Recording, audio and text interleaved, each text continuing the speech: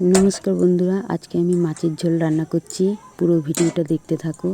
तो प्रथमेই आमी ग्यासटा अन करे दिलाम, बसिए दिलाम एक पात्रे, ताते जल दिए दिलाम अल्प। एबार जलटा दिए दिलाम केटे धुए राखा शाक, एटा हिंचे शाक। शाकटाके सेদ্ধ करे जलटा झरिए नेब। एभाবে रान्ना करले शाकटा किन्तु खूबই कम तेतो लागे।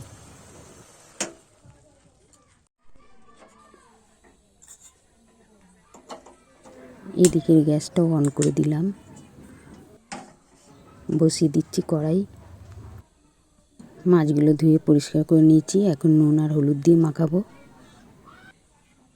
কড়াইতে অনেকক্ষণ আগে একটা ডিম ভেজেছিলাম, তাই এরকম দাগ হয়ে গেছে। তো এখন আমি কড়াইতে তেল দিয়ে দিলাম।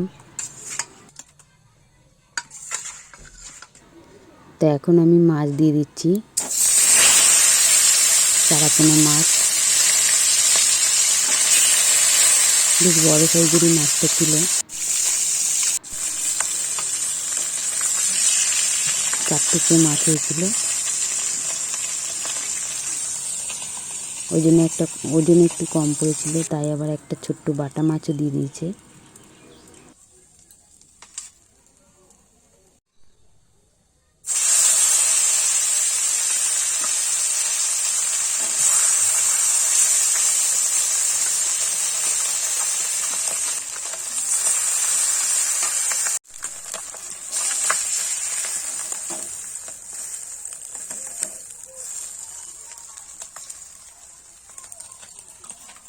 মাছগুলো সব ভাজা হয়ে গেছে।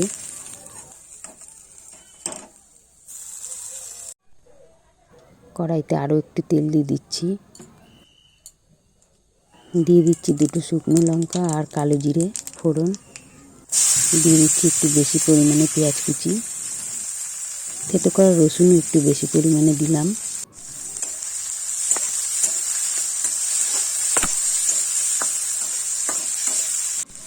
এবার দিয়ে দিচ্ছি কেটে রাখা আলু আর বেগুন।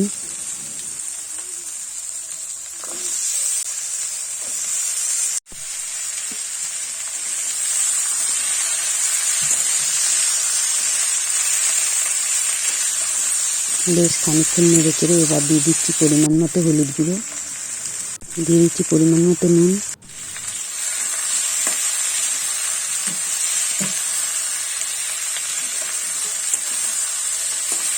এবার দিয়ে দিচ্ছি পরিমাণ মতো লঙ্কা গুঁড়ো।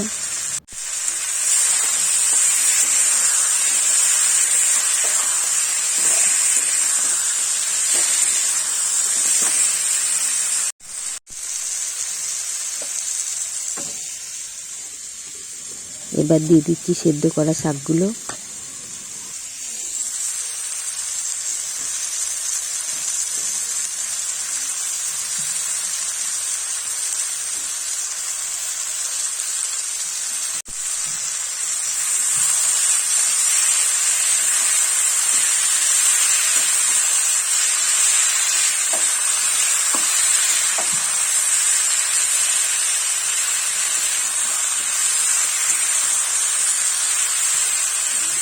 অনেকক্ষণ ধরে কষিয়ে নিয়েছি। এবার দিয়ে দেবো পরিমাণ মতো জল।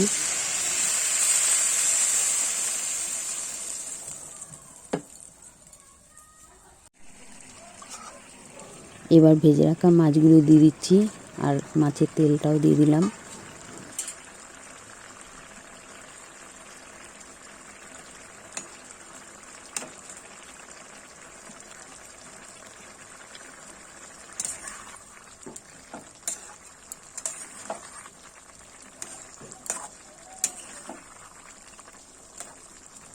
এই মাছগুলো দিয়েও আমি অনেকক্ষণ ধরে ফুটিয়ে নিচ্ছি।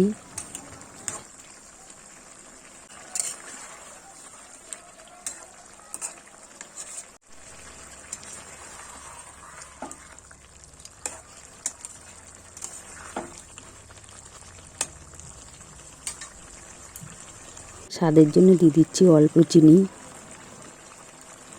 ঝোলটা একদমই কম রেখেছি, বেশ মাখা মাখা হবে রান্নাটা।